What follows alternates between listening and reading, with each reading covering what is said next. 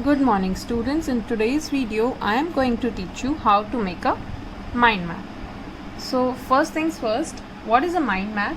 It is a way in which we can represent the information in an effective and a creative manner. It helps us to summarize the entire topic. It also helps us when we are revising our topic, right? Because you can get a quick summary and understand the entire topic with the help of a creative diagram. The topic that I have chosen is the types of pollution.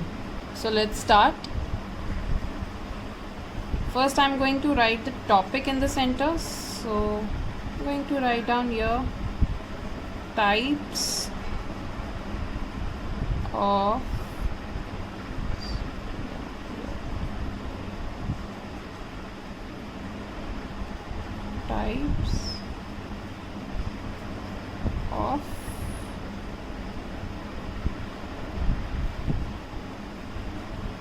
pollution.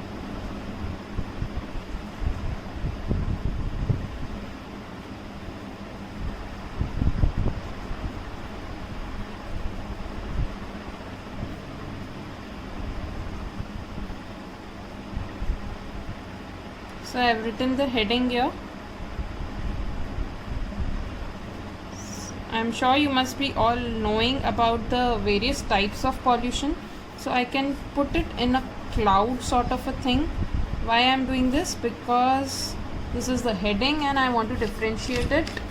Okay, this will be written in the center. The heading will always be written in the center. Alright. So let the L represent some factories and some sort of poisonous air is coming out of it, right? So here I have represented the types of pollution. I have written the heading. Okay, so what are the various types of pollution? First is air pollution. So if I am talking about air pollution, I just use the green color.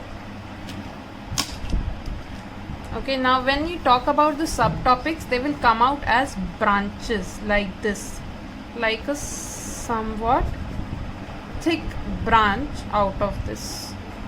Okay, and then I will write down here air pollution. Okay, the next thing will be water pollution. So I will just use blue color to represent water pollution. So I'll make another branch out of it, right? And I will write down here water pollution.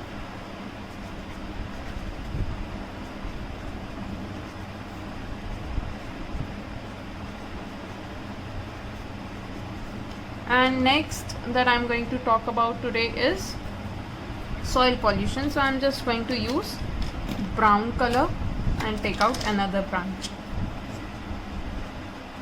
So the thing to note here is that all the subtopics of the types of pollution, 3 types of pollution, I have represented using different colors.